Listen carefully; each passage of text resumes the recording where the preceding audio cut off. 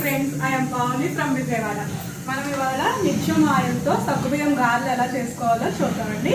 దీనికి కావాల్సిన ఇంగ్రీడియంట్స్ పుల్లటి పెరుగండి, దాంట్లో సగ్గుబియ్యం నానబెట్టాలండి. 4 to 5 hours నానబెట్టాలండి. జీలకర్ర, అల్లం పచ్చిమిరకాయలు, కారం, ఉప్పు, తగినంత బియ్యం పిండి. ఇప్పుడు మనం స్టవ్ మీద పాన్ పెట్టుకొని నిత్యం ఆయిల్ కట్ చేసుకొని చేసి ఇలా పాన్లో నూనె పోసుకున్నామండి. పోసుకున్నాం కదా, ఈ నూనె కాగేందులోపు మనం ఇది కలుపుకుందామండి. నూనె వేడెక్కే టైంలో మనం నిత్యం ఆయిల్ గురించి తెలుసుకుందామండి. నిత్యం ఆయిల్ వాడకముందు నేను 3 ఆయిల్స్ వాడానండి. దాన్ని యూజ్ చేయడం వల్ల ఏమవుతుందంటే ఏదైనా ఫుడ్ తయారు చేస్తే నూనె బాగా పీల్చేస్తుందండి. పిల్లలు కానీ మా వారు కానీ నూనె పీల్చేస్తుందని తినేవారు కాదండి. 2 years బ్యాక్ మా ఫ్రెండ్స్ చెప్పడం వల్ల ఈ నిత్యం ఆయిల్ వాడటం యూజ్ చేసేయండి. అప్పటి నుంచి చాలా బాగా వస్తున్నాయండి. హెల్తీగా ఉంటుంది, టేస్టీ కూడా ఉంటుందండి బాగా ఫుడ్. మీరు కూడా ఒకసారి ట్రై చేసి చూడండి నిత్యం ఆయిల్తో. చూస్తున్నారు కదా, దీనికి తగినంత బియ్యం పిండి కలుపుకొని ఇలా కలుపుకోవాలండి.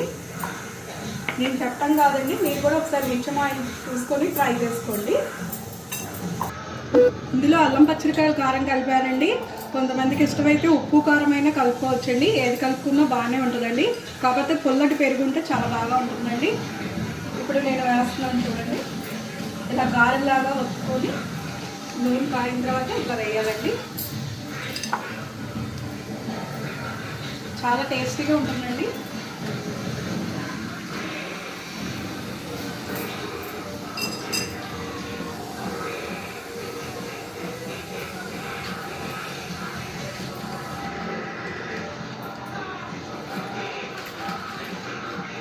ఆయిల్ మట్టుకు చాలా బాగుందండి. అసలు నూనె అనేది పీల్చట్లేదండి.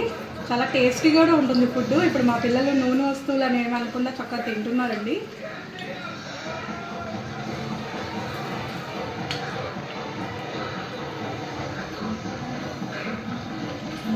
చల్లచక్రాలు అవన్నీ చేస్తుంటాం కదండి, ఫుడ్ ఐటమ్.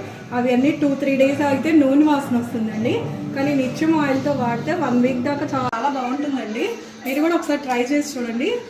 సగ్గుబియ్యం గారెలు ఎంత బాగా వచ్చినాయో, అసలు నూనె పీల్చలేదు. చాలా బాగుందండి. మీరు కూడా చూసి ట్రై చేయండి.